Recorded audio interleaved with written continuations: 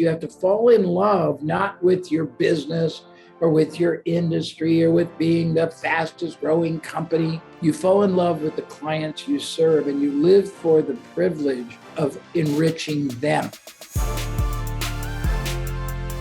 I'm curious to know from your perspective, what do you think the number one skill to kind of really grow successfully in the 21st century would be right now? Geez, I think it's, let's look. Can I give you a duality? I think the first has to be that your value proposition has to be superior to all the generic competitors that you're competing against, unless you're cheaper. So that's still a value proposition. Other than that, your ability to leverage up performance beyond that which everyone else does, your ability to market, advertise, sell, position, preempt, let's say monetize better, convert better, sustain better, have more ways to qualitatively retain the monetization in the relationship. But I don't think a lot of people are very skilled in that, frankly. Yeah. Pardon me. Yeah, no worries. How much, you kind of brought the subject or the concept and even the tactical side of preeminence to the marketplace. Yep. How important has preeminence been in creating successful organization and helping people create the leverage you just spoke of? Well, let's see. I taught it to Tony Robbins. I taught it to Damon John. I taught it to David Asprey of Bulletproof Coffee. I used it at Entrepreneur Magazine. I taught it to a company that went from number 9 to number 1 candy company in China. I taught it to a company that had 1 cosmetic surgery office and now has 87 in Japan. So I'd say I taught it to the assistant, to the co-CEO of Keller Williams. I taught it to the guy with Planet Fitness. So I'd say pretty important. Well, let's break down preeminence a little bit for the audience, if you don't mind, because it is such an important factor. I mean, it really is. It's such an important tool. I'd love to be able to kind of break it down for them just a little bit. Yeah. So let me give you the origin of it so that if I just don't go into the literal explanation of what it entails, people will understand why it's so important. Okay. 25 years ago, I had a client that I learned more from than I taught. I taught my methods, but I learned more from them. They had a company in the publishing business that was 3 times more successful than their closest competitor. They were many more times than 3 more profitable. They had more premium priced products and services. They had a much longer retention and average purchase price and lifetime value. And the people that worked there were the most qualitative, impressive, driven, dynamic, collaborative, and purposeful, passionate people I'd ever met. That intrigued me. And so I did an exchange, Steve, and I traded them $500,000 of my services for the privilege of spending a week interviewing their entire organization, trying to reconstruct what it was that they were all about. And just to put it in even one more perspective, the guy that ran it, that was the architect of all this success, came from one of the very large private equity firms and investment banks. And he was a really brilliant guy that was a very, very brilliant PhD entrepreneurial type. So I spent all this time, and what happened was I got over 1,000 pages of notes. I interviewed management, employees, clients, everybody. And I distilled it into a thesis that I gave birth to, 20 some years ago, pardon me. And I called it The Strategy of Preeminence. And it became both, please forgive me, I'm not sick with COVID. I have oh, good, my friend. But I just did peppermint before. No worries. It is a combination of a strategic philosophy or philosophical strategy that becomes the core foundation of an entire business. It's the denominator of the culture. It's how you form your advertising, your sales approach, how you deal with your buyers, your team members, your vendors. And so that's the basis. So let me give you just the very short. It takes about 3 hours to explain it in its majesty, but I'll give you the quick short. So the first premise is you want your business, your company, your practice, your people, your products or services to be seen in the eyes of the market as the most trusted advisor your marketplace could turn to for life in the macro categories that your product or service delivers in. You want to be seen as the only viable choice they could turn to for what they want to do. The most trusted advisor, the only viable choice. The only way you can do that, again, according to my thesis, which is proven out pretty well, is perspectives that are unique and decisively different than the rest of the maddening competitor crowd. Number one. Number two, to keenly and clearly understand the mind of the market. You have to be able to examine, appreciate, evaluate, understand, respect, acknowledge how they are seeing life and what drives them, hope, fear, motivation, because they are the ones you have to basically connect with, and you have to acknowledge that you understand them, you appreciate them. You have to be committed that your company, honestly, and what you do and the price point or the positioning renders a greater value and produces greater impact, outcome, result, benefit, advantage, enjoyment, entertainment, whatever the product or service does, than anyone else out there. And as such, if, Stephen, you believe that to be a truth, you have a moral responsibility, an obligation, and the privilege to try to reach as many people as you can, to at the very least appreciate, understand, and evaluate your value prop, because they are going to be deserved if they don't. And if you know that you produce impact, outcome, contribution, value above and beyond your competition, direct and indirect means other forms of getting the same outcome, you have a moral responsibility to do everything in your power to not let the competition get that business, not because you hate them and you wish they would die, but because the buyer will be deserved. Another category is that the way to express most powerfully your message to the audience is through metaphors, similes, analogies, things they can easily relate to, that they already have a historic, a clear-cut understanding of in other parts of their life. So you can show them that what we do in this field is like this in that field, or like this and that. And it's easy way to communicate. A very critical part of it is that you have to shift dramatically your passion and purpose. You have to fall in love, not with your business or with your industry or with being the fastest growing company. You fall in love with the clients you serve, and you live for the privilege of enriching them. You have a belief system that, I'm so sorry, every time you interact with anybody for any reason, no matter the minimal amount of time, your job is to make them better off because they were in your life. Not wait for money to change hands in order for you to start investing in the relationship, because you believe beyond all belief that it's only a matter of time before the people that should be dealing with you will. So you don't have to wait for money to change hands before you start contributing. You can't let people buy less than they should or more than they should unless quantity, quality, consistency, or frequency than they should, because you're disturbing them. You can't let them buy too much. You can't buy buy too little. At least you have the responsibility to make them keenly aware of the implication of buying too much or too little, and then they can do whatever they want, including not buy from you. I use the word client as opposed to customer, and the reason is very psychologically critical. People that call the people they sell to customers, if they look up the definition of a customer in Webster's dictionary, which I don't know if your people are all in North America or they're all use Webster's. They're all over the world, but we have a huge chunk in USA.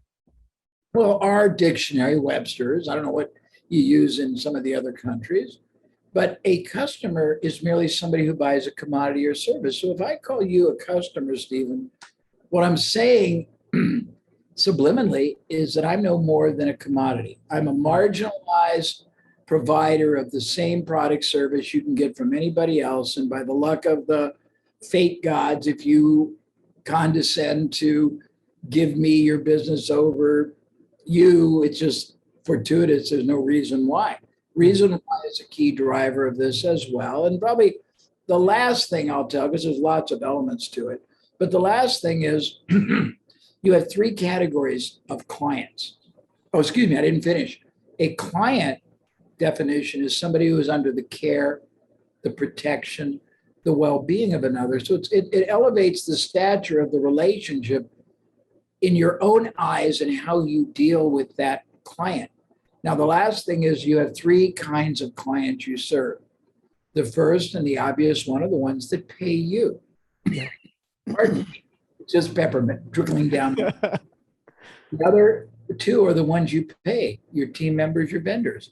Mm-hmm. You have moral responsibility not to try to squeeze everything you can out of them, but to grow and develop everything you can within them so that they will grow more prosperous, more successful, more valuable. And the last thing, probably just in the quick distillate of it, is everybody needs to be on a crusade or a mission in behalf of the buyers that you're targeting. And if they're not, mm-hmm. it suboptimizes. You got to get everyone mobilized and animated in the same spirit. That's pretty much it. No, I love that. And I know everybody can dig in more. I mean, obviously preeminence is something that's incredibly powerful to the marketplace. I want to come back to the competitor side for just a minute, because when I was an early entrepreneur, I'm talking 2-3 years in, right? I would see my competitors, they would have all the nice stuff. And here I am struggling to get by with what I've got. I'm doing what Tony would refer to as being resourceful. So much so that I literally built my scaffolding out of the trash piles, right? So there was this element of trying to understand what my competitors were doing well and not so well. But I also found myself almost going towards that, for lack of a better word, that comparison scenario. Like, in other words, how do we evaluate our competitors to learn and gain perspective to better our own businesses, our own identities, our own self, rather than falling for the ultimate trap of they have stuff I don't have, so now I feel inadequate? Yeah, well, I mean, one of the more interesting insights that I countlessly, I just fascinate by, Stephen, is that the majority of entrepreneurs don't have a clue. Yeah. They don't have any idea what strengths, weaknesses their competition, direct and indirect, has, why people buy from them don't, how they sell differently, what their advantages, what their marketing says, how they target. They just sort of go blindly into the world. I make sure that everybody I ever work with knows everything they can about the people that are better, worse, different. They study people in their field, in related fields, outside their competitive market, in other kinds of ways of satisfying the problem. For example, if you sold a supplement for weight loss, you'd want to know what every other weight loss supplement does, but you'd also want to know what every portion control food provider, Jenny Craig, Weight Watchers, you'd want to know what every equipment maker, Peloton, people who sell Bowflex, just independent. You want to know what people that sell personal training, personally, live, or vicariously. You'd want to know all these things so you could evaluate where you lie on the continuum, and you want to look for niches, because if you're not stronger, you better find an advantage. And if you're weak, you better figure out how to make yourself stronger or not compete in that arena. You'd want to see media you've never thought about, positioning you've never thought about, all kinds of things like that. Yeah. And, and with several of my businesses, of the 7 are tied to construction related industry. And that industry historically, especially if you're working in the new construction side of things, it's historically been recently over the last decade, more about price, more about trying to figure out what the value add. And I like the fact that you mentioned that alone is not going to be enough and you become an expendable commodity. So if I take essentially what you've been teaching all this time and I start to apply that to my business, what I'm going to be going to do in the marketplace is going out and learning from even people that didn't buy from me, why they didn't choose me to begin with. And then maybe some of those things would be different. Is that right? Why they didn't buy, what they bought, from who they bought, why, and what the big motivators were other than price. And if it was price, why do you not have enough advantage to overcome price? Mm-hmm. I mean, I use this as an example, and I'm not saying it with arrogance. I get paid, a staggering amount per hour. I mean, it's literally, it's like 20 times. Oh, it's more than 20 times. Let's see, it's probably, we get $15,000 an hour when my competitors, oftentimes, the generic ones get $300 an hour. Yeah. Well, to be able to demonstrate an enormously value proposition if you want to charge basically 70 times more, don't you? Yeah, absolutely. I think that goes back. The reason I'm bringing this up is because I feel like early entrepreneurs, aspiring entrepreneurs, people that are 5 million and below, that's kind of, I'm using that as a tool. So they're getting started, or they have a good sized company at the moment and they're building. I think oftentimes it's really easy to get lost in the minutia of the marketplace where you're not able to take a step back and actually get perspective in these given areas. One of those areas that I've heard you talk a lot about specifically is also uncovering the hidden pain points within your own organization, within your own self, as it relates to, uncovering your blind spots and trying to create leverage from there. How does one actually go about, assessing where they really are in the marketplace? In other words, how do we stop the craziness and just stop them in their place and begin to give them tools to win? Well, I think the first thing is really giving yourself permission that our society has imputed that we need to be omnipotent. I don't know anyone, certainly myself included, who's even close to perfect. I've got certain strengths. I'm very good in strategy. I'm very good in competitive areas, marketing, business modeling, revenue system optimization. I have no skill whatsoever in managing and hiring, in operations. And so I don't want to do it. But you figure out where you're the strongest, because if you don't operate in what I'll call your greatness zone, you're going to you're either operating in the magnificent part or the mediocre part. Mm-hmm.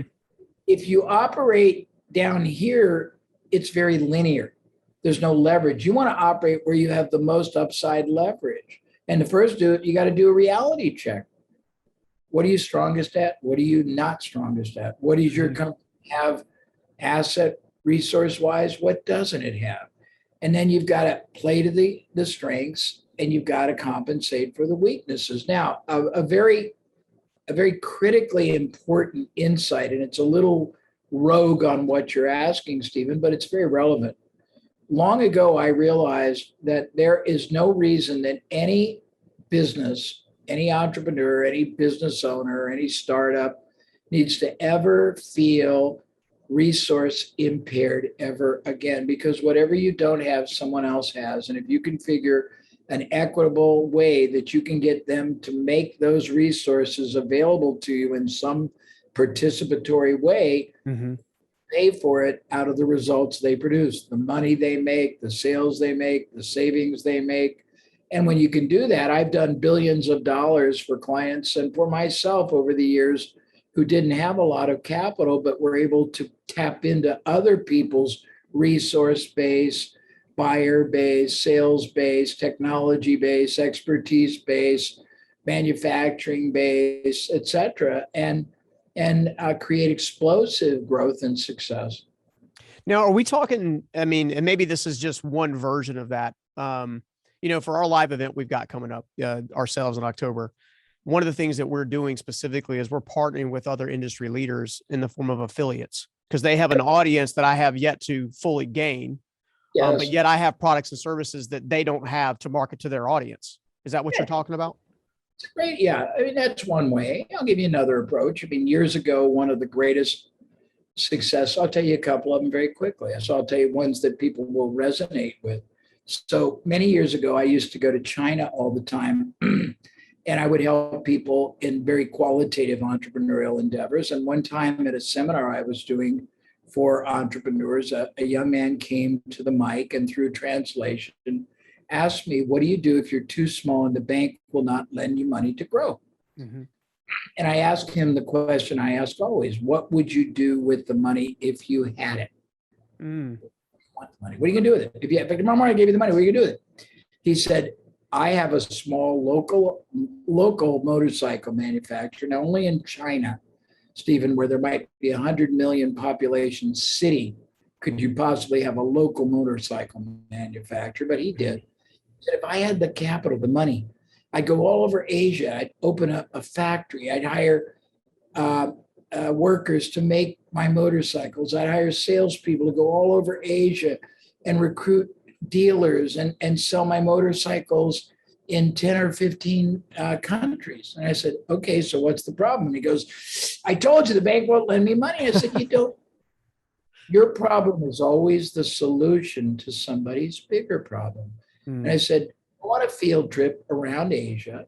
Find somebody in a non-competitive but a complementary business. Somebody who's doing something that relates to what you're doing but is not competitive, that has a large factory that's being underutilized, that has salespeople, dealers all over, and partner with them. And that took me literally, Stephen, what, a minute? Yeah. I left and came back about 15 months later and did another seminar. And this man came back and he came to the mic at the end when we do question and answers, or we did. And he smiled like the Cheshire cat. He said, I did what you said, Jay. And I said, I don't even remember because I spend all my life answering questions, solving problems, untangling Gordian knots. He said, I went all over Asia. And when I got to Malaysia, Kuala Lumpur, I found Asia's largest lawnmower manufacturer, very nice man. He said they had literally, hold on, my phone is vibrating on my leg. They had literally a massive factory. They weren't even fully utilizing second shift. Mm-hmm. They had dozens of salespeople all over Asia. They had thousands of lawnmower dealers, and we made a partnership where I brought to him the tools and dies. And if you don't know what that is, not you, but your people, those molds you use to form different pieces of metal that you put together in assemblies that you put together and assemble parts or products. He said, I went and taught the factory workers that he hired how to manufacture.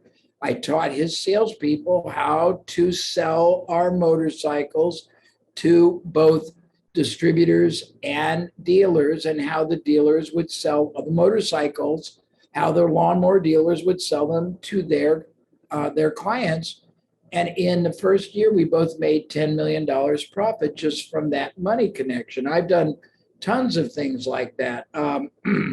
A great story, which I think is pretty cool. Many, many, many years ago, everyone probably knows what Carnival cruise lines are. They're the largest, and they have 5 other lines, Norwegian, I can't remember what it's called. They have all these lines around. I had no idea they were sister businesses or sister companies.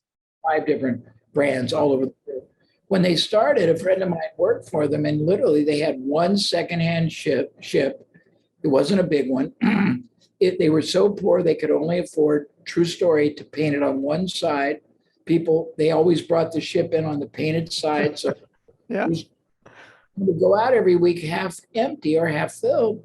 And if you consider it probably had 800 rooms back then and 400 were not being used, my friend who worked there when they had only one secondhand ship realized that was $400,000 a week, literally going down the tube.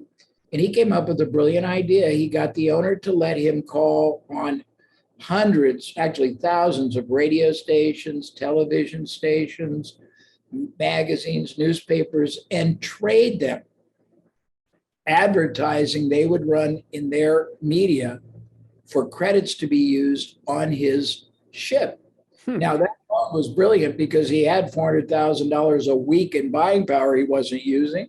So he was able, times 52, that's $20 million, 30 years ago, which is 300 million today, that he got free. But he did one more thing. he knew that if they used these credits right away, that would fill the boat. He wouldn't be able to bring any cash cruise clients in. Yeah. So he gave the media 2 years time that they could use these credits, but he used his advertising right away to bring in cash. And that's how they filled boats, and that's how they bought more boats. But I've got 40 stories like that of things you never would have thought. I'll tell you one more because I know you got a lot of startups here. Great story, and it's a true story, and it's a wonderful story. There's a man in Northern California who always loved Porsche automobiles. Now, I own a lot of cars, and I happen to have, as one of them, a Porsche convertible. They're really cool, and if you love them, you're in love with them. But this man couldn't even afford to buy a used one, but he loved them, and his dream was to buy a new one, but he couldn't afford even a used one. And he found out a small Porsche dealership was becoming available for repurchase. It was existing in Northern California. He didn't have a pot to piss in, but he went ahead and applied and got all the dealer documents and all the, the manuals and the regulations and the governing responsibilities and rules if you were a dealer. And he was reading through it, and he saw one little part that gave him a brilliant idea. It said, they might have changed it now, but this is when he did it, that a dealership could they could let anybody drive a new unlicensed Porsche with dealer plates for up to 3 months or 3,000 miles, and it would be able to be sold as new, a demo. Oh, okay. Yeah. On how many demos he could put out. With that one piece of information and no money at all, Stephen, he ran ads all over California, and the ad said, drive a brand new Porsche automobile every year for the rest of your life for a one-time investment of $75,000. He got over 200 people to send him 75 grand. He let them all, he used that to buy the dealership. The dealership cost $1 million down. With $500,000 more, he didn't give away 1 point in equity or dilution. He didn't have $1 of loan obligation. Half the people that he gave each one a demo for 3 months, half kept them and bought them at a discount. They all became his referral sources. But I mean, when you understand that you have this enormous capability to use ingenuity with you have to understand the opportunities that surround you. But once you do, I mean, it doesn't matter if you have no money. Doesn't matter if you don't even know how you're going to compete. I created a $250 million seminar business about 25 years ago when I was your age, just by partnering with Tony Robbins and Success Magazine and a bunch of business booksellers and a bunch of financial newsletters that all had direct, trusted access to entrepreneurs, and they recommended and endorsed my programs. And we did $250 million, which is $250 million without any fixed investment. So, I mean, a lot is possible. I've been privileged to experience a lot on a worldwide basis, but I mean, there's no reason the only reason that anybody should be limited is their mind is limited. It has nothing to do with what's possible, and you don't need capital to do it. You don't need even a lot of skill. You just have to understand how to harness assets, access, opportunities, and really do the most with it. And I've got tons of stories like that. No, I love that. And I love the fact you gave examples, because I think, that there might be someone listening here. He says, I got a decent sized landscaping company. How do I do this? Like, well, maybe you can partner with the folks that sell you mulch. Yeah. Or, there's some horizontal integrations and even some vertical ones maybe down the road. Let me give you more I'm not trying to interrupt you, but quite profound, and this will get people thinking. So many years ago, I realized the correlation between any kind of home improvement. Now, you're in businesses, maybe you sell home improvements, I don't know. But there's a phenomena that no one really understands until you start trying to look at correlations, implications, anomalies, associative connections, and relationships between one kind of a transaction and another. So if you talk to anybody, I mean, a group of anybody, get enough critical mass so that the law of averages work, who has ever done even one home improvement. The normal one's going to be a kitchen remodel. Yeah. That's sure. So now you got this, say you have a 30, 40-year-old home, and now you've got a modern kitchen, right? Mm-hmm. Wow. But then every day you come home and you look at this modern kitchen and you contrast it to this 40-year-old rest of the house. So what do you do next? You start moving around. Bathrooms. Yeah. And you maybe do the carpets and the walls and maybe the roof and maybe the garage door and maybe the landscape and maybe you do hardscape, which is patios, fireplaces in the back, and maybe you do a pool or jacuzzi or anything. But there's a strong correlation to when people that do one to doing many. So if you connect with doesn't matter, any kind of a home improvement company, their buyers, if they only sell one home improvement, are great prospects for any other kind of home improvement. So too are their non-sold prospects, because they probably went somewhere to do it. And if they didn't yet do it, all the better. Yeah, no, I love that. I love that. Well, I think it goes to show why your mentorship has been so effective with so many, let's just call it what it is, world changers. I mean, the people that you've impacted and that you've personally worked with have been world changers. I've got this piece in my heart about trying to create a legacy that outlives me, which you've done in spades. And so I kind of have a selfish question in that at some point in time, I myself would like to become what I refer to as a world-class mentor. And as a result, as a world-class mentor yourself to so many amazing entrepreneurs, and you've done so much, what does it take, or what can we learn now to begin working towards the process of becoming a world-class mentor that really assists others, advancement? Well, the first is you have to put the other side's best interest ahead of yours always. The concept of adding value is a very overly worked and overly beat up concept.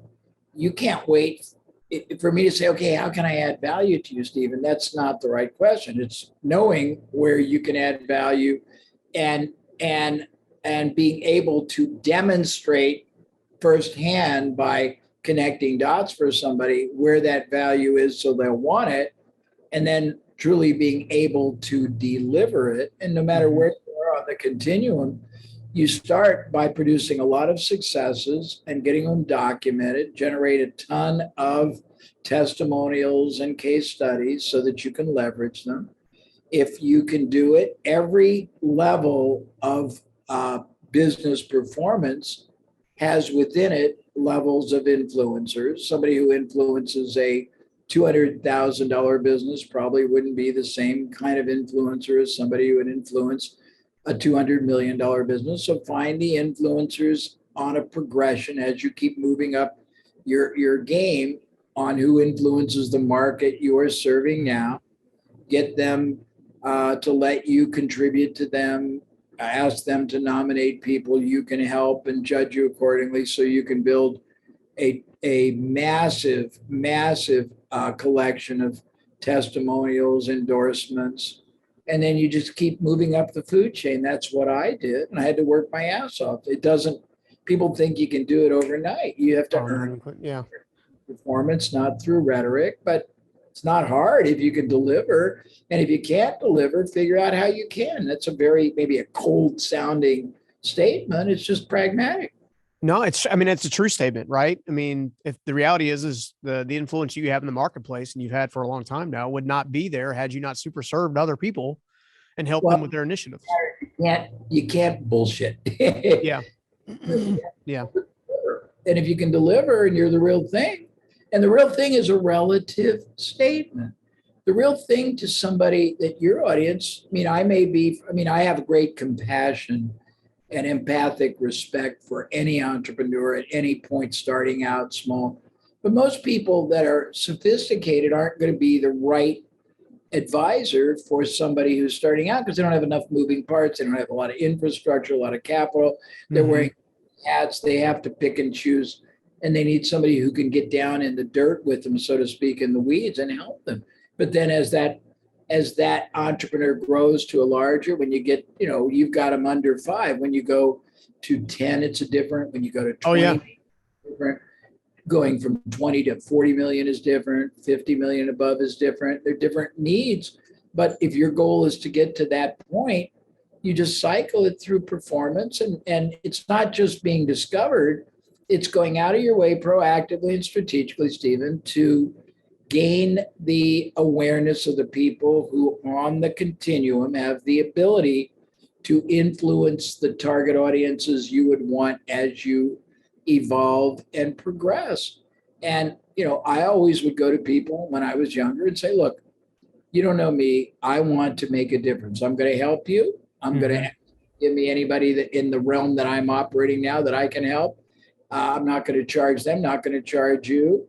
If I don't perform, banish me from your kingdom. If I do, you're giving me the strongest endorsement and judge me accordingly on the results I deliver for you or others. It's pretty simple.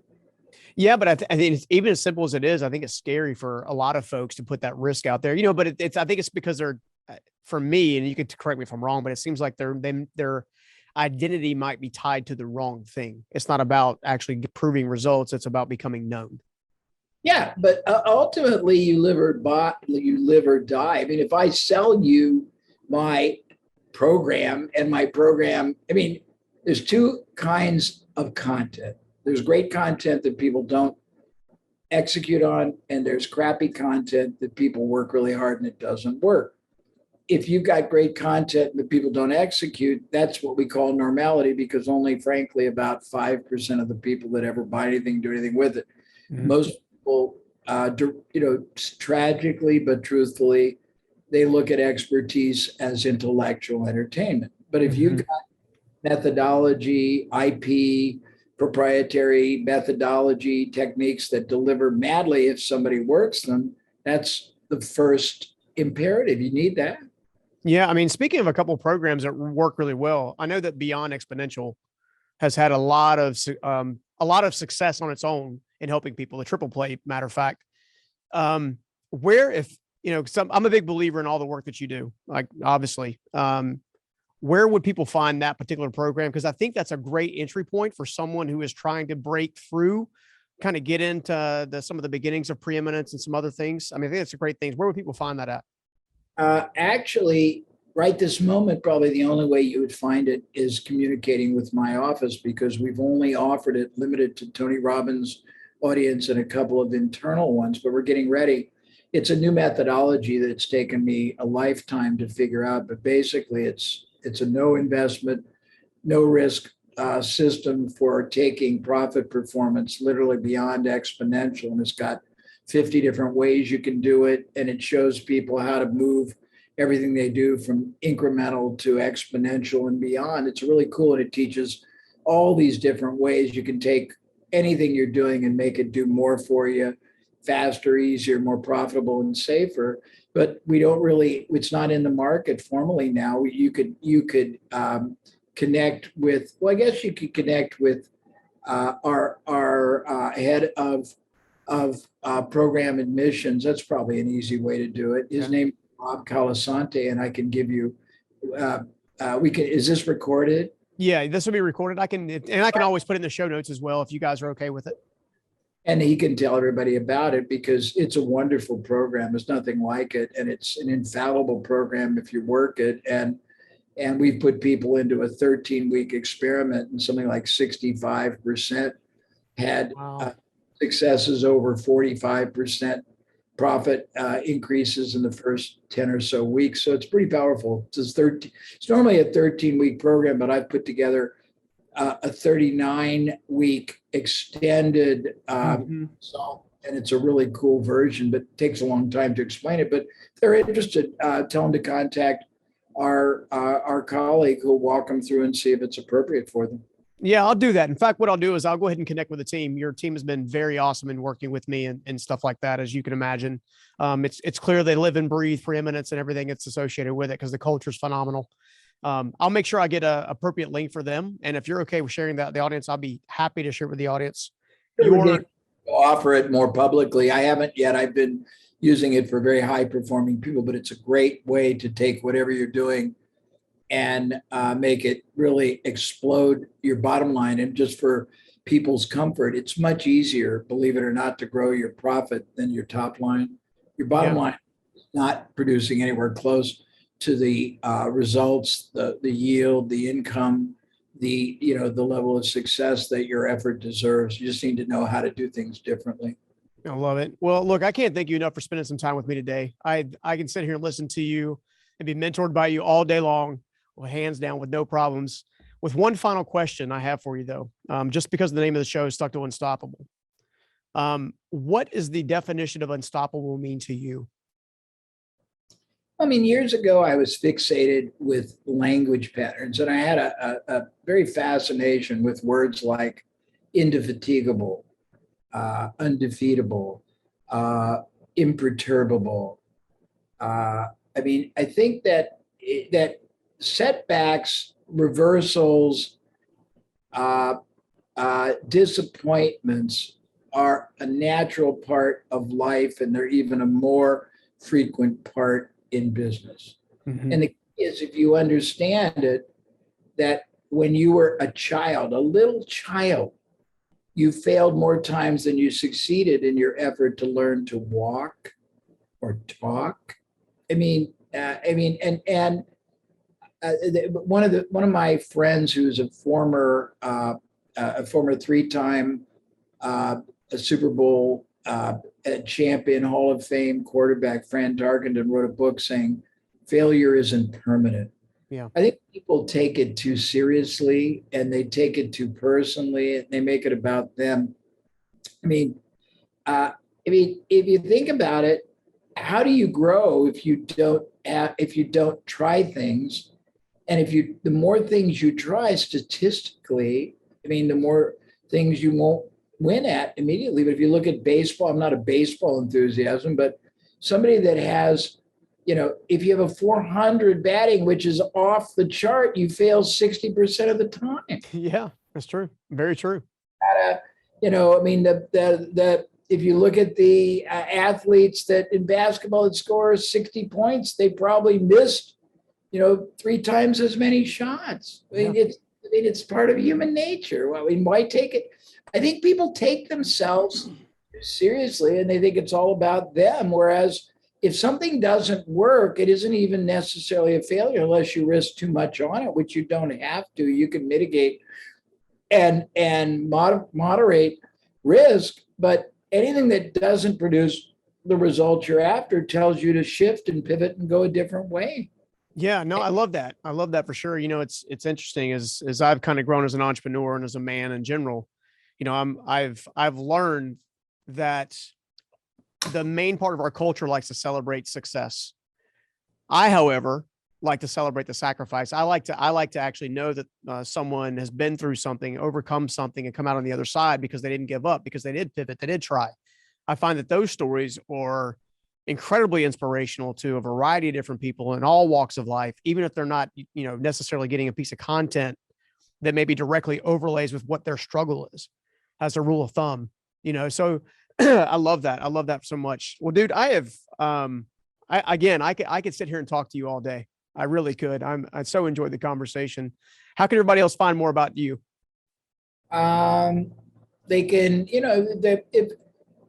if they have very limited budgets, they can either go to Abraham University, which has very modest priced programs for people that are smaller and on limited budgets. They can go to abraham.com, and it has a lot of entry level, really great no cost materials and resources. If they're big and they can afford a very large fee, they can contact me at j@abraham.com. But most of them should just probably either go to, if they're big enough and they want to learn how to grow their profits beyond exponential, go to the link you'll give them. If they want to just get a small, very modest investment, they should go to Abraham University. If they don't want to invest at all, go to abraham.com.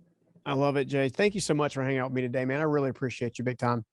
My pleasure. Very best of luck to all of your entrepreneurs. I hope this stimulated more expansive thinking and, more important, a different a degree of action. Thank you very much. I know it did. Take care. If you love that interview, go ahead and check out this next one right here. Life's going to be brutal no matter what for the next 10 years. You might as well focus on what you do have, focus on where you can go, and be resourceful as hell, because that's where real success comes from.